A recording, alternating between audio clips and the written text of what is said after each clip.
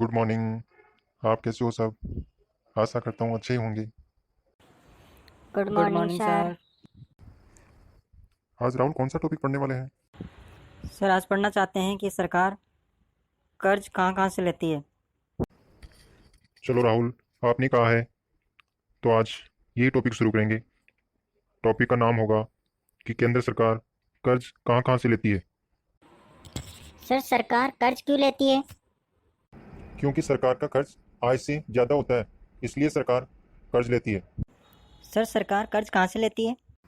सरकार कर्ज दो तरह से लेती है, एक आंतरिक कर्ज और दूसरा बाहरी कर्ज होता है। ये आंतरिक कर्ज क्या होता है? सरकार अपने देश में स्थित संस्थाओं जैसे बैंक, बीमा कंपनियों, म्यूचुअल फंडों आदि से लोन लेती है, तो उसे आंतरिक कर्ज कहा जाता है। तो सर सरकार हम जो बैंक में LIC में पैसे डालते हैं तो वहाँ से लोन लेती है। यस सचिन, सही पकड़े हो। सर बाहरी कर क्या होता है? जब देश से बाहर से कर्ज लिया जाता है तो उसे बाहरी कर्ज कहा जाता है। यह कर्ज मित्र देशों से IMF, विश्व बैंक, ADB जैसी संस्थाओं से लिया जाता है। सर ये IMF क्या है? IMF यानी अंतर्राष्ट्रीय मुद्रा कोष, इसकी स्थापना 27 दिसंबर 1945 में अमेरिका में हुई थी। इसका मुख्यालय वाशिंगटन DC में स्थित है। इसके अभी 189 देश सदस्य हैं। ये सिर्फ मेंबर देशों को लोन देता है। भारत भी इसका मेंबर है। सर IMF के पास पैसा कहाँ से आता है? IMF में हर कंट्री का अपना एक कोटा होता है। उस कोटा के हिसाब से कंट्रीज IMF को फंड करती है। कोटा देश की GDP के अनुसार निश्चित किया जाता है। अब IMF के पास अराउंड $700 बिलियन फंड है। भारत का कोटा इसमें अभी 2.76% है, जबकि सबसे ज़्यादा अमेरिका का 17.46% है। जिसका जितना ज़्यादा कोटा होगा उसकी IMF में उतनी ही ज़्यादा चलेगी, यानी उसका रिप्रेजेंटेशन ज़्यादा होगा। सर सरकार कौन सी मुद्रा में लोन लेती है और चुकाती है? यह सब हमारा देश डॉलर में करता है, इसलिए विदेशी कर्ज का बढ़ना देश के लिए अच्छा नहीं होता है। यदि डॉलर के मुकाबले रुपया कमज़ोर हो गया तो हमें ज़्यादा रुपए चुकाने होंगे। विश्व बैंक के अनुसार अगर किसी देश में बाहरी कर्ज यानी विदेशी कर्ज उसके GDP के 77% से ज़्यादा हो जाए तो उस देश को आगे चलकर बहुत मुश्किल का सामना करना पड़ सकता है। ऐसा होने पर किसी देश की GDP 1.7% तक गिर सकती है। सर सरकार आंतरिक कर्ज और कहाँ कहाँ से लेती है? सरकार आमतौर पर सरकारी प्रतिभूतियों यानी सिक्योरिटीज जिस के द्वारा कर्ज लेती है। Market stabilization bond, treasury bill, special securities, gold bond, small saving scheme, cash management bill आदि के द्वारा जो भी पैसा आता है वह सरकार के लिए एक कर्ज ही होता है। जब कोई व्यक्ति जिस एक या सरकारी बॉन्ड में निवेश करता है तो वह एक तरह से सरकार को कर्ज दे रहा होता है। सरकार निश्चित समय के बाद यह कर्ज लौटाती है और एक निश्चित ब्याज देती है। सरकार सड़कें, स्कूल आदि बनाने के लिए अक्सर ऐसे GSEC जारी करती है। जो GSEC 1 साल से कम परिपक्वता अवधि वाले होते हैं उन्हें ट्रेजरी बिल कहते हैं।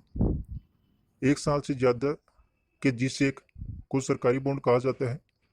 इसके अलावा राज्य सरकारें केवल बॉन्ड जारी कर सकती है, जिन्हें स्टेट डेवलपमेंट लोन्स कहा जाता है। सरकार काफ़ी पहले से ही ऐसे ट्रेजरी बिल या बॉन्ड जारी करने की डेट बता देती है।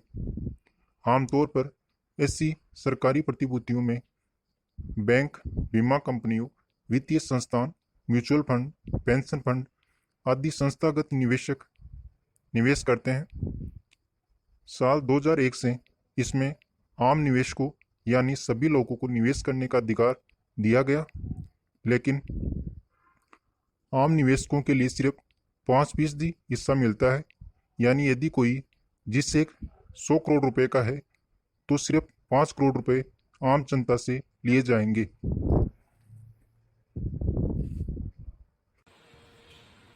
सर इसमें हम जैसे लोग कैसे निवेश कर सकते हैं? निवेशक के पास यदि डीमैट अकाउंट हो या रिजर्व बैंक में उसका निवेशक के रूप में रजिस्ट्रेशन हो तो वह इन सिक्योरिटीज में निवेश कर सकता है। सर आंतरिक कर्ज और बाहरी कर्ज के अलावा और भी कर्ज होता है क्या? यस राहुल, इनके अलावा ऑफ बजट उधार भी होता है। ये सीधे केंद्र सरकार नहीं लेती है, इसलिए इसका असर राजकोषीय घाटे में नहीं दिखाया जाता है, इसकी बजट में चर्चा नहीं होती है। ये लोन सरकारी संस्थान सरकार के निर्देश से ही लेते हैं, परंतु लोन चुकाने की सरकार की जिम्मेदारी नहीं होती है। उदाहरण के लिए इस साल सरकार ने राशन बांटने में food corporation of India FCI का जो सब्सिडी बिल है उसका आधा ही आवंटित किया है। बाकी पैसा उसे नेशनल स्मॉल सेविंग फंड से उधार लेने को कहा गया है। इसी तरह फर्टिलाइजर सब्सिडी के लिए कुछ हिस्सा सरकारी बैंकों से लोन के रूप में दिलाया गया है। सर लोन लेने पर सरकार पर क्या प्रभाव पड़ता है? जब केंद्र या राज्य सरकारों का कर्ज सीमा से बाहर जाता है तो रेटिंग एजेंसियां सरकार की रेटिंग घटा देती है। इससे विदेशी निवेशक FDI के रूप में निवेश से हिचकते हैं और कंपनियों के लिए कर्ज भी महंगा हो जाता है। सर अब हमें अच्छे से समझ में आ गया है। गुड राहुल, घर जाके इसको एक बार और पढ़ लेना।